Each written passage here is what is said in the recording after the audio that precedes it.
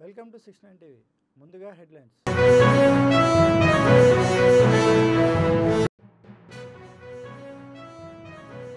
GPO పరీక్షకు ఎంపికైన అభ్యర్థులకు సీఎం రేవంత్ రెడ్డి ఇతర మంత్రులు నియామక పత్రాలు పంపిణీ.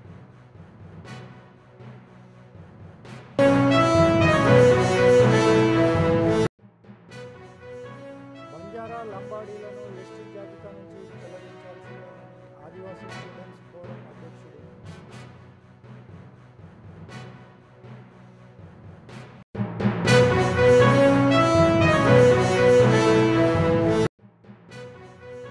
సిద్ధి గణపతి, గణేష్ గడ్డ దేవస్థానాల్లో వినాయక చవితి సందర్భంగా నిర్వహించిన వార్షిక బ్రహ్మోత్సవాలు అత్యంత వైభవంగా ముగిశాయి.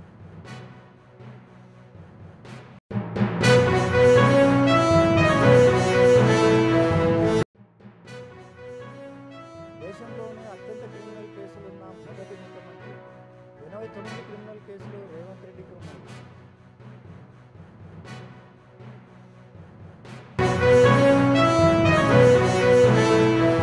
ఇక డీటెయిల్స్. సంగారెడ్డి జిల్లా సదాశివపేటలో గణేష్ నిమజ్జనం ఎంతో గ్రాండ్గా భక్తులు నిర్వహించుకున్నారు.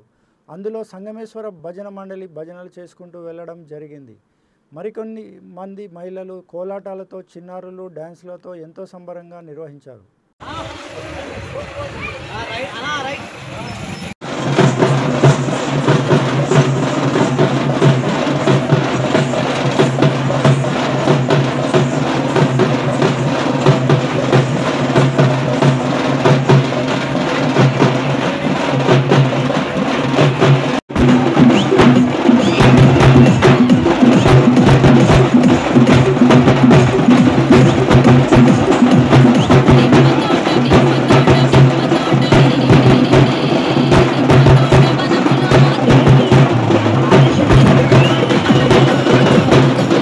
సదాశివపేట మండల్ ముబారక్పూర్ గ్రామాలలో భజన కార్యక్రమాలు నిర్వహించారు.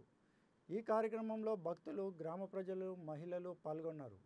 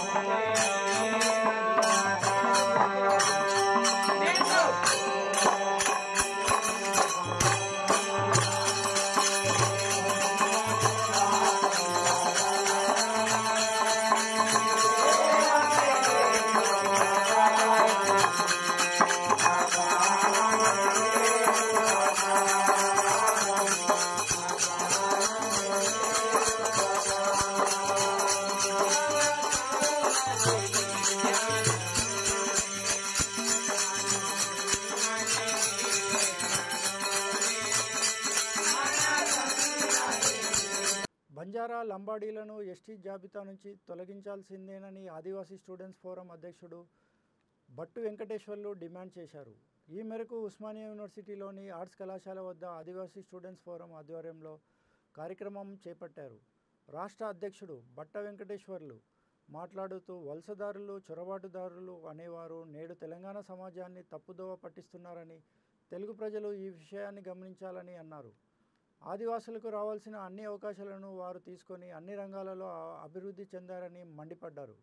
అలాంటి వారు నేడు మా అస్తిత్వాన్ని కూడా దోచుకోవాలని చూస్తున్నారని ఆరోపించారు. మా చరిత్రను ఎక్కడ చూసినా కూడా ఆదివాసుల పోరాటాలు కనిపిస్తాయని పేర్కొన్నారు.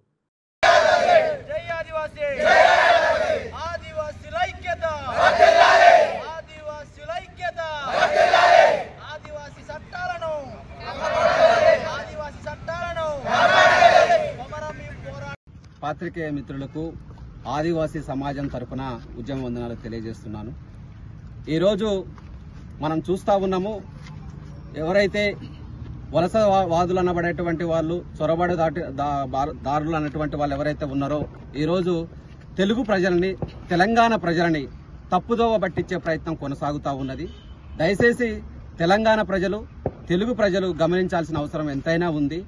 ఆనాడు 1976లో 2% ఉన్నటువంటి యానాది ఎరుకుల లంబాడి అనేటువంటి వాళ్ళు ఒక GOMS నెంబర్ 149 ద్వారా DNTలుగా ఆన్ రిజర్వేషన్ ఫార్ విత్ అనేటువంటి ఎడ్యుకేషన్ పర్పస్ గా అవకాశం కల్పించినటువంటి DNTలు ఈ రోజు 4% ఉన్నటువంటి తెలుగు రాష్ట్రాల్లో ఉన్నటువంటి ఆదివాసీ ప్రజానికానికి ఉన్నటువంటి రిజర్వేషన్ కి సంబంధించిన మొత్తాన్ని కూడా కుట్రపూరితంగా విద్యా అవకాశాలు, ఉద్యోగ అవకాశాలు, ఉపాధి అవకాశాలు, రాజకీయ అవకాశాలను కూడా ఈ రోజు ఉపయోగించుకొని అన్ని రంగాలలో అన్ని విధాలుగా వాళ్ళు అభివృద్ధి చెందిందే కాకుండా ఈ రోజు మమ్మల్ని, మా యొక్క అస్తిత్వమైనటువంటి మా సంస్కృతి సంప్రదాయాలను కూడా ఈ రోజు మా అస్తిత్వాన్ని కూడా ఆక్యుపై చేసుకొని కుట్రపూరితంగా ఈ రోజు మా అస్తిత్వమే ఒక ప్రశ్నార్థకమైనటువంటి ప్రశ్నించడం పడిపోయిన పరిస్థితి ఏర్పడతా ఉన్నది. అయ్యా గమనించండి, ఈ రోజు చరిత్ర ఒకసారి చరిత్ర పుటల్లోకి వెళ్ళినట్లయితే మా చరిత్ర చూడండి. ఎక్కడ చూసినా సరే ఆదివాసుల పోరాటాలు కనిపిస్తాయి, ఆదివాసుల త్యాగాలు కనిపిస్తాయి. ఒక రాష్ట్రం ఏర్పడ్డ ఆదివాసుల త్యాగంతోనే ఏర్పడుతుంది. ఈ రోజు మన తెలంగాణ ఏర్పడ్డదంటే ఈ రోజు మా దాదా కొమరంభీం దాదా ఇచ్చినటువంటి జల్ జంగిల్ జమీన్ అనేటువంటి నిదానంలో నుంచి పుట్టుకొచ్చిందే నీళ్లు నిధులు నియామకం. ఈ రోజు కూడా మాకు ఈ నీళ్లు గాని, నిధులు గాని, నియామకాలు గాని పోతపోయినా గానీ ఈ రోజు మా అస్తిత్వం కూడా ప్రశ్నార్థకంగా పడినటువంటి పరిస్థితి కనిపిస్తా ఉన్నది. ఈ రోజు విప్లవోద్యమం వచ్చినటువంటి వాళ్ళని ఆదివాసీ ప్రజానికము కడుపులో పెట్టుకున్నది, మేధావి వర్గాన్ని కడుపులో పెట్టుకున్నది, తెలంగాణ వాదులను కూడా కడుపులో పెట్టుకున్నటువంటి సమాజం ఏదన్నా ఉందంటే మా ఆదివాసీ సమాజం. త్యాగం అంటేనే మా ఆదివాసీ సమాజం. ఈ రోజు త్యాగం చేసినటువంటి మా ఆదివాసీ సమాజానికి ఇంత అన్యాయం జరుగుతున్నా గానీ ఈ ప్రజానికం ఒక్కసారి గమనించండి అడుగుతున్నాం. అయ్యా మా ఆదివాసులు అంటేనే త్యాగం. ఇంత త్యాగం చేసి కూడా ఈ రోజు భారతదేశంలో ప్రభుత్వం గుర్తించినటువంటి ఈ రిజర్వేషన్ అనేటువంటిది మాకు గుర్తించినా కూడా మా అవకాశాలు, ఉద్యోగ అవకాశాలు అన్ని కొల్లగొడతా ఉన్నారు. కొల్లగొట్టినా పర్వాలేదు, కానీ మమ్మల్ని ఈ రోజు ఏంటి పరిస్థితి అంటే ఆదివాసులు అనేటువంటి వారి వలస వచ్చిలు అనేటువంటి చిత్రీకరిస్తున్నారు. ఈ కుట్రని మీరు గమనించాలి. మీ పక్కలో ఉన్నటువంటి సోదరులు ఎవరైతే ఉన్నారో లంబాడి, సుగాలి, బంజారీలు అనేటువంటి వాళ్ళు ఎట్లా ఉన్నారు అనేటువంటి ఒకసారి గమనించాల్సిందిగా మేము కోరుకుంటా ఉన్నాము. ఒకటే చెప్తున్నాము, ఈ రోజు రాజకీయంగా కూడా ఈ రోజు తెలుగు రాష్ట్రాల్లో తెలుగు ప్రజానికాన్ని ఏదైతే ఈ సుప్రీంకోర్టు అత్యున్నత న్యాయస్థానం ఏదైతే వికారాబాద్ జిల్లా కేంద్రంలోని Shriram Chits India Private Limited వారు నిర్వహించిన గణనాథుని నిమజ్జోత్సవం భక్తి శ్రద్ధలతో సాంప్రదాయబద్ధంగా నిర్వహించారు. ఈ కార్యక్రమంలో శ్రీరామ్ MD, బ్రాంచ్ మేనేజర్స్ మరియు ఆఫీస్ ఉద్యోగులు మరియు ఏజెంట్లు సమష్టిగా పాల్గొని ఐకమత్యాన్ని చాటుకున్నారు. Shriram Chits India Private Limited వారు నిర్వహిస్తున్న అన్నదానం కార్యక్రమంలో భక్తులు అధిక సంఖ్యలో పాల్గొన్నారు. అనంతరం గణపయ్యను గణపతి బొప్ప మోరియా అంటూ గంగమ్మ ఒడికి చేర్చారు. స్థానిక వికారాబాద్ శ్రీరామ్ ఫైనాన్స్ సంస్థ నుండి గత 27 సంవత్సరాలుగా మేము ఈ నవరాత్రి ఉత్సవాలు జరుపుకుంటున్నాం. ఈ ఉత్సవాల్లో భాగంగా మా కంపెనీలో పనిచేసే స్టాఫ్ అందరం కానీ మేమందరం కూడా భక్తి శ్రద్ధలతోటి ఈ నవరాత్రులు కూడా విజయవంతంగా నిర్వహిస్తున్నాం. మాకంతా కూడా మంచి జరిగింది. ఇదంతా కూడా మన సాంప్రదాయాన్ని ఎప్పటికప్పుడు కొనసాగించాలి. చిన్నపిల్లలు ఈ కార్యక్రమాన్ని వాళ్ళు కొంత చందాల రూపంలో వసూలు చేసి చేయడం అనేది ఇది హిందూ ధర్మంలో అందరం కూడా మనం వచ్చేసి గర్వించదగ్గ విషయం. ఎందుకంటే వాళ్ళకు చిన్నతనం నుంచే ప్రతి దాని మీద అవగాహన రావాలి అన్నప్పుడు వాళ్ళకు ఈ 10 రోజులు చేసే భక్తి శ్రద్ధలతో పాటు ఎకనామికల్గా కూడా వాళ్ళు వచ్చేసి దాన్ని ఏ రకంగా ఏ రోజుకు ఎంత చేయాలి, ఉన్న దాంట్లో వచ్చేసి దాన్ని ఎట్లా వాడుకోవాలి అని చేసి దాన్ని విజయవంతంగా ప్రతి దగ్గర ఇవాళ తెలంగాణ రాష్ట్రంలో చిన్న వినాయకుని కాంచి మొదలు పెడితే బాలాపూర్ వినాయకుని దాకా కూడా ప్రతి ఒక్కరు కూడా భక్తి శ్రద్ధలతో పూజిస్తున్నారు. అలాగే సేమ్ టైం వచ్చేసి దీన్ని వచ్చేసి ప్రతి ఒక్కరు ప్రతి ఆఫీసులలో కావచ్చు, ప్రతి ఇంట్లో కావచ్చు, భక్తి శ్రద్ధలతో పూర్తి చేస్తున్న ప్రతి ఒక్కరికి కూడా ధన్యవాదాలు. మన అందరం కూడా ఇంతే కలిసికట్టుగా ఎందుకంటే మన అందరం కూడా పండుగలు వచ్చినప్పుడు అందరం కలుస్తాం. దీంట్లో మన ఐక్యత అనేది అందరికి కూడా అవపడుతుంది. మనం కుల మత దేనికి కూడా పోకుండా అందరం కూడా దేవుని దగ్గర అందరూ సమానం అనే తత్వాన్ని కూడా భగవంతుడు మనకు ఇవ్వడం జరుగుతుంది. దాన్ని అందరితోటి కూడా పాలు పంచుకోవాలి. మేము ఇంకా కూడా శ్రీరామ్ ఫైనాన్స్ నందు ఇలాంటి వినాయకుడి చవితులు ఇంకా కూడా చేస్తాం దేవుని ప్రోద్బలంతో. మీరందరూ కూడా మాకు ఇక్కడ ఉన్న కస్టమర్ దేవుళ్ళకు, ఇక్కడ ఉన్న చిట్ సభ్యులకు కావచ్చు, మేము చిట్టు నుంచే ఉద్భవించినాం. ఈరోజు ఇవాళ ఫైనాన్స్ కంపెనీ పెట్టడానికి చిట్టు అనేది చాలా ముఖ్యం. శ్రీరామ్ చిట్స్ అనేది ఉద్భవించింది చిట్ నుంచి.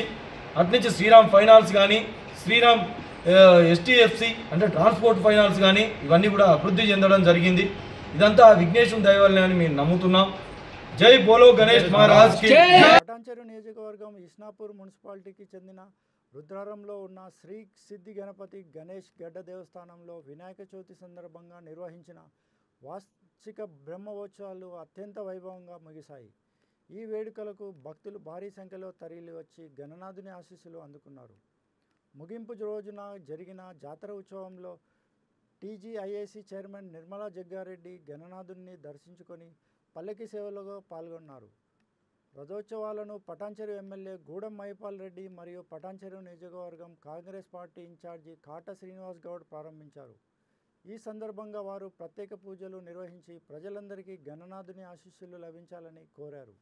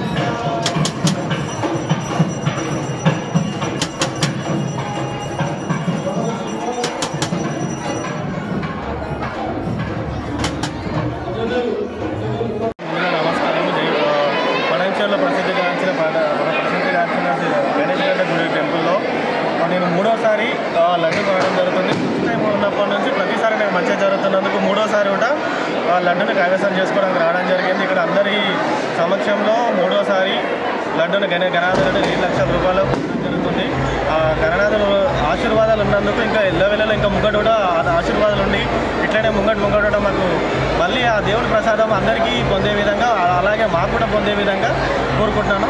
Thank you. ఇక్కడ టెంపుల్ కమిటీకి, టెంపుల్ చైర్మన్, టెంపుల్ డైరెక్టర్స్, అధికారులు ఈసారి ఫెసిలిటీస్ ఇవన్నీ మంచి చేయడం జరిగింది. అందరు కూడా ఎటువంటి అసౌకర్యం కాకుండా సౌకర్యం ప్రొవైడ్ చేస్తూ వాళ్ళకు కూడా ధన్యవాదాలు. లడ్డు కైవసం చేసిన ధన్యవాదాలు. దీన్ని సహకరించిన టెంపుల్ కమిటీ కూడా థ్యాంక్ యూ. 7 లక్షల రూపాయలకు లడ్డు కొనడం జరిగింది. 7 లక్షల రూపాయలు. ఇప్పుడు 7 లక్షల రూపాయలు మీరు తీసుకున్నారు. ఓకే, నీకు ఫస్ట్ టైం నేను లడ్డు కొన్నప్పుడు నా జోబులో చాలా తక్కువ రూపాయలతో ఉంటుంది. అదే సంవత్సరం నాకు నేను అనుకున్న దాని మీద కొన్ని వేల రెట్లతో నాకు బిజినెస్ జరిగింది. రెండోసారి కూడా నాకు మంచి బిజినెస్ జరగడం జరిగింది. అలాగే మూడోసారి తీసుకుందామని వచ్చింది. అంతా మంచి ఇంకా మంచి జరుగుతుందన్న ఆశతో వచ్చి లడ్డు కొనడం జరిగింది. ఓకే. ఈ నవరాత్రులలో సహకరించిన గ్రామ ప్రజలకి ఇతర ప్రాంతాల నుంచి వచ్చిన ప్రజలందరికీ పేరు పేరున చేతులెత్తి నమస్కరిస్తూ అందరికీ ఆ దేవుడు ఆయురారోగ్యాలు కల్పించాలని కోరుకుంటూ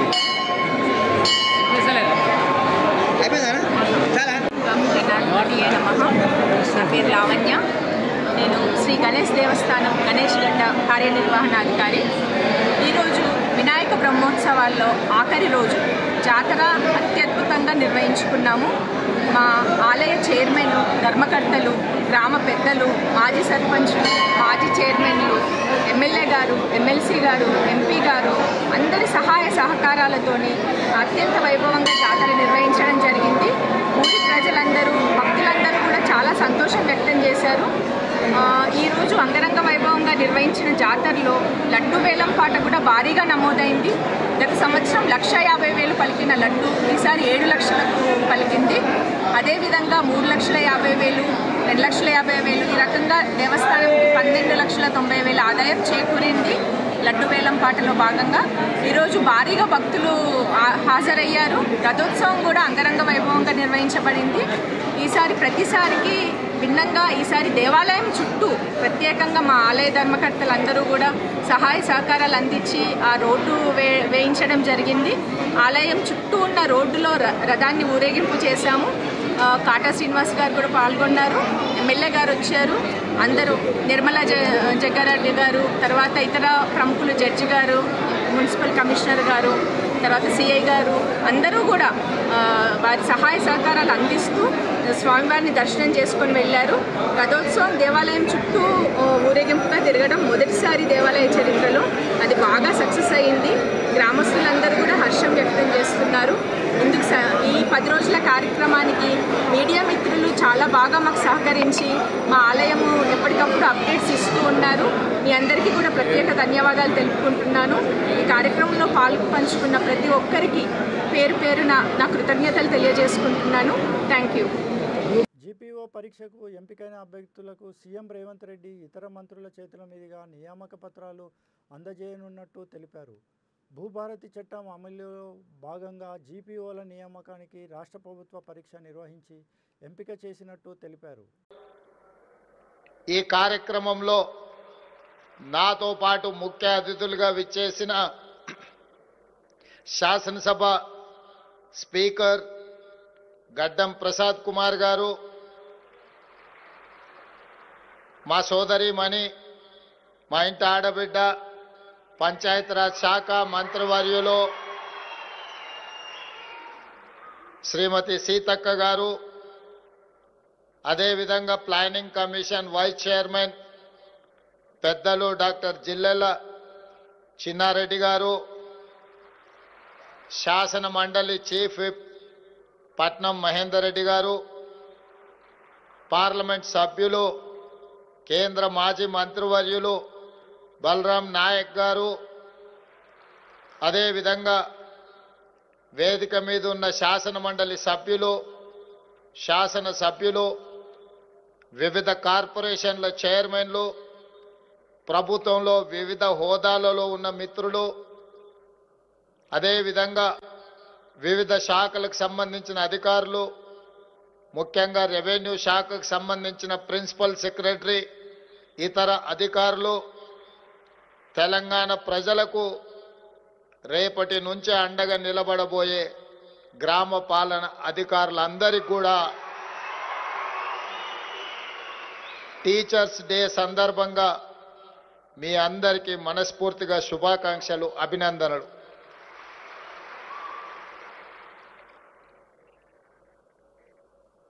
మిత్రులారా, మిమ్మల్ని ప్రభుత్వ ఉద్యోగులుగా సంబోధించకుండా మిత్రులు అని ఎందుకు సంబోధిస్తున్నాను అంటే, ఆనాడు తెలంగాణ ఉద్యమంలో రెవెన్యూ శాఖకు సంబంధించిన సిబ్బంది ఉవ్వెత్తున ఉద్యమంలో పాల్గొని తెలంగాణ రాష్ట్ర సాధనలో మీరు చాలా క్రియాశీలక పాత్ర పోషించారు. ఈరోజు ఉదయం ఉపాధ్యాయుల దగ్గర నేను వారికి చెప్పిన, ఉపాధ్యాయులు తెలంగాణ ఉద్యమంలో ప్రతి గ్రామంలో మారుమూల పల్లెల్లో భావ వ్యాప్తికి వారు కృషి చేసిండ్రు అని. ఉపాధ్యాయులతో పాటు రెవెన్యూ శాఖ సిబ్బంది, ఆర్టీసీ కార్మికులు, సింగరేణి కార్మికులు, విద్యుత్ శాఖ కార్మికులు అందరూ ఆనాడు తెలంగాణ ఉద్యమంలో అత్యంత క్రియాశీలకంగా పాత్ర పోషించి తెలంగాణ రాష్ట్ర సాధనలో తమ వంతు కృషిని వారు చేయబట్టే ఈనాడు తెలంగాణ రాష్ట్రము సాకారమైంది. తెలంగాణ రాష్ట్రం ఏర్పడిన మొదటి ముఖ్యమంత్రి గారు ఉద్యమంలో పాల్గొని, కేసులతో రెండో స్థానం అంటున్నాను అంటే నేను అన్నమాట కాదు, ఇటీవల మీరు కూడా చూస్తుంటారు. ఒక సర్వేలో అసోసియేషన్ ఫర్ డెమోక్రటిక్ రిఫార్మ్స్ అనే ఒక సర్వే, ఆ సర్వేలో దేశంలోనే అత్యంత క్రిమినల్ కేసులు ఉన్న మొదటి ముఖ్యమంత్రి రేవంత్ రెడ్డి అని 89 క్రిమినల్ కేసులు ఉన్నట్టుగా చూపెట్టింది. రెండో అతని గురువు చంద్రబాబు నాయుడు 49 క్రిమినల్ కేసులతో రెండో స్థానం చూపించింది. మరి 49 క్రిమినల్ కేసులు ఉన్న ఒక వ్యక్తి చేతిలో రాజ్యం ఉంటే అది ఏ స్థితిలో ఉంటుంది అనే మన తెలంగాణని ఒక ఉదాహరణ చూపెట్టొచ్చు. ఓహో, ఇందిరమ్మ రాజ్యం అంటే ఇందిరమ్మ రాజ్యంలో చెప్పులు క్యూలో పెట్టడం, క్యూలో నిలబడటం, ఎండకు రైతు పడిపోయి చచ్చిపోవడము, స్పృహ తప్పిపోవడము, రైతులు కొట్టుకోవడము, చెప్పులతో కొట్టుకోవడము, ఇవన్నీ ఆ రోజులలో నేను చూశాను. నా చిన్నతనంలో చూసేవాడిని. ఇందిరమ్మ రాజ్యంలో అదే ఇందిరమ్మ రాజ్యాన్ని ఈరోజు పట్టుకొచ్చాడు. మీరు చూస్తూ ఉంటే రైతుల మీద ఎంత ఘోరంగా అణిచేస్తున్నాడో మనం చూడొచ్చు. కేసులతో రెండో స్థానం అంటున్నానంటే నేనన్నమాట కాదు, ఇటీవల మీరు కూడా చూసుంటారు. ఒక సర్వేలో అసోసియేషన్ ఫర్ డెమోక్రటిక్ రిఫార్మ్స్ అనే ఒక సర్వే, ఆ సర్వేలో దేశంలోనే అత్యంత క్రిమినల్ కేసులున్న మొదటి ముఖ్యమంత్రి రేవంత్ రెడ్డి అని 89 క్రిమినల్ కేసులు ఉన్నట్టుగా చూపెట్టింది. రెండో అతని గురువు చంద్రబాబు నాయుడు 49 క్రిమినల్ కేసులతో రెండో స్థానం అని చూపించింది. మరి 89 క్రిమినల్ కేసులున్న ఒక వ్యక్తి చేతిలో రాజ్యం ఉంటే అది ఏ స్థితిలో ఉంటుంది అంటే మన తెలంగాణని ఒక ఉదాహరణగా చూపెట్టవచ్చు. ఎంత ఘోరంగా తయారైంది. భర్తని చంపి భార్య ఉడకబెడుతుంది, భార్యను చంపి భర్త కాల్ చేస్తూ ఉన్నాడు, తండ్రిని కొడుకు చంపుతున్నాడు, కొడుకు తండ్రిని చంపుతూ ఉన్నాడు. ఓ పెద్ద క్రిమినల్, విపరీతమైన క్రిమినల్ రేటు పెరిగిపోతూ ఉంది రాష్ట్రంలో. స్వయంగా ప్రభుత్వమే ఎంత ఘోరంగా నిర్ణయాలు తీసుకుంటుందో, అణిచివేస్తుందో, క్రిమినల్ లక్షణాలతో పాలన చేస్తూ ఉందో మీరు చూశారు. ఒక్కొక్కరిని కనుక మనం తీసుకుంటే, మనం విద్యార్థులను తీసుకున్నాం అనుకోండి, స్వయంగా ఉస్మానియా విద్యార్థులను పట్టుకొని బీరు సీసాలకు, బిర్యానీ పొట్లాలకు అమ్ముడు పోయి వాళ్ళు ఏమైనా చేస్తారని చెప్పి విద్యార్థుల్ని మాట్లాడిన తీరు మనం చూసాం. ఉస్మానియా యూనివర్సిటీలకు కాకి బట్టలే పోని యూనివర్సిటీలోకి రూములలో పోయి తీసుకొచ్చి కొడుతున్న పరిస్థితిని చూసాము. ముఖ్యమంత్రి వస్తుందంటే అరెస్ట్ చేసి పోలీస్ స్టేషన్లో వేసే స్థితిని కూడా మనం చూసాం. తెలంగాణ పోరాటాన్ని ఒక రైట్గా ప్రజలు తీసుకుంటే ఎమర్జెన్సీని ఒక దౌర్భాగ్య పాలనగా తీసుకుంటారు. తిరిగి ఆ పాలనని మనకి ఇక్కడ చూపెడతా ఉన్నాడు ఇలా విద్యార్థుల విషయంలో. చదువు గురించి తెలియదు కానీ ఆయన విద్యాశాఖ మంత్రి. గురుకులాల్లో పిల్లలు తిండి విషయంలో కూడా ఎంతమంది చనిపోతున్నో కళ్ళ ముందు కనపడ్డ కూడా పట్టించుకోడు కానీ ఆయన విద్యాశాఖ మంత్రి. క్రిమినల్ రేటు పెరుగుతూ ఉంటే దీని గురించి సమీక్ష చేయడు కానీ ఆయన హోంశాఖ మంత్రి. వీటన్నిటి మీద మళ్ళీ ఆయన ఒక ముఖ్యమంత్రి. ఇలాంటివన్నీ కనుక చూస్తే, ఇక రైతుల విషయం చూస్తే మనం చూసాం. లగచర్ల రైతుల మీద ఎంత దమనకాండ కొనసాగిందో కూడా మనం చూసాము. ఇవాళ యూరియా విషయంలో ఎంత ఘోరంగా అణచివేస్తుందో చూసాం. రైతులు పడుతున్న బాధలు, ఆయన ఇందిరమ్మ రాజ్యం అంటే నాకు ఆ మధ్య అర్థమయ్యేది కాదు. ఓహో, ఇందిరమ్మ రాజ్యం అంటే ఇందిరమ్మ రాజ్యంలో చెప్పులు క్యూలో పెట్టడం, క్యూలో నిలబడటం, ఎండకు రైతు పడిపోయి చచ్చిపోవడము, స్పృహ తప్పిపోవడము, రైతులు కొట్టుకోవడము, చెప్పులతో కొట్టుకోవడము, ఇవన్నీ ఆ రోజులలో నేను చూశాను. నా చిన్నతనం చూసేవాళ్ళం ఇందిరమ్మ రాజ్యంలో. అదే ఇందిరమ్మ రాజ్యాన్ని ఈరోజు పట్టుకొచ్చాడు. మీరు చూస్తూ ఉంటే రైతుల మీద ఎంత ఘోరంగా అణచివేస్తున్నాడో మనం చూడొచ్చు. ఈరోజు ఎల్బీ నగర్లో నిర్వహించిన ఇండియన్ స్టార్ ఐకానిక్ అవార్డ్స్ 2025లో 69 టీవీ కెమెరామెన్ హనుమంతరావు పాటిల్కు మరియు చీఫ్ బ్యూరో రిపోర్టర్ రవికుమార్కు మరియు వివిధ రంగాల వారికి అవార్డులు ఇవ్వడం జరిగింది. ఈ అవార్డులు జగదాంబ శారీస్ వారి ఆధ్వర్యంలో నిర్వహించారు. నెక్స్ట్ అవార్డ్ వచ్చేసి Hanumantharao Patil garu for the best cameraman of the year. Please give round of applause.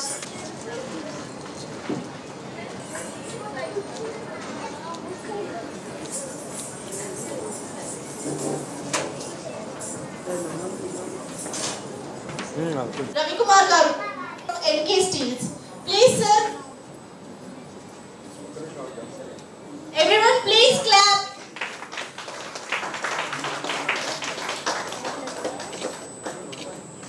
Infosys software ఉద్యోగి శ్రీ తేజస్విని నగరంలో వినాయక మండపంలో గణేష్ విగ్రహం ముందు సుస్థిరమైన కూచిపూడి నృత్యం చేసి భక్తులను అలరించారు. ఆమె భక్తి కళల సమన్వయం వేడుకలకు హైలైట్గా మారి ప్రేక్షకుల ప్రశంసలను పొందింది.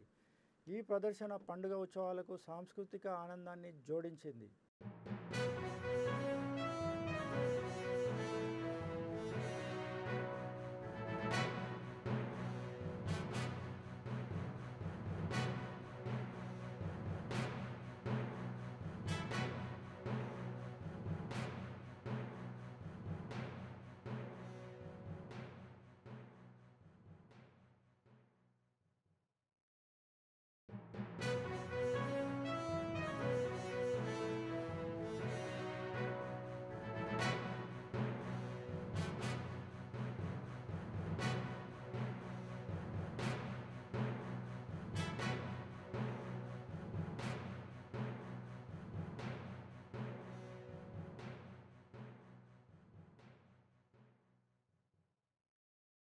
గణేశునికి లడ్డూను 18,000 రూపాయలకి Aditya lab speciality director doctor Rajaram వేలంపాటలో ఈ లడ్డూని దక్కించుకున్నారు.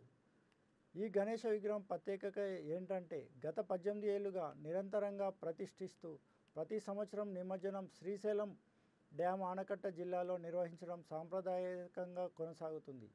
ఈ విశేషం భక్తులను ఆకట్టుకుంటూ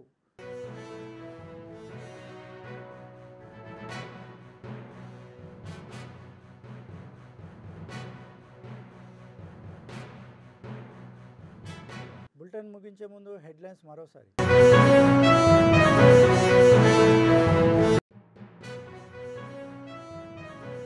జీపీఓ పరీక్షకు ఎంపికైన అభ్యర్థులకు సీఎం రేవంత్ రెడ్డి ఇతర మంత్రులు నియామక పత్రాలు పంపిణీ.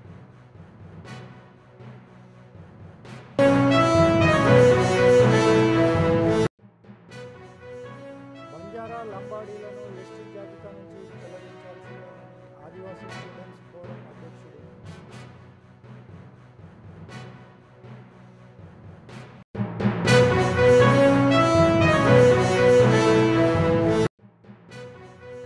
సిద్ధి గణపతి గణేష్ గడ్డ దేవస్థానాల్లో వినాయక చవితి సందర్భంగా నిర్వహించిన వార్షిక బ్రహ్మోత్సవాలు అత్యంత వైభవంగా ముగిశాయి.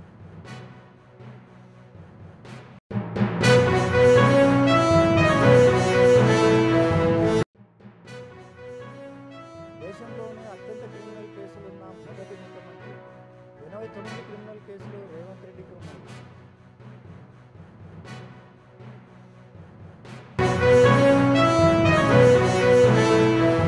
ఇవి ఇప్పటి వరకు ఉన్న అప్డేట్స్. మరిన్ని అప్డేట్స్ కోసం చూస్తూనే ఉండి 69 టీవీ.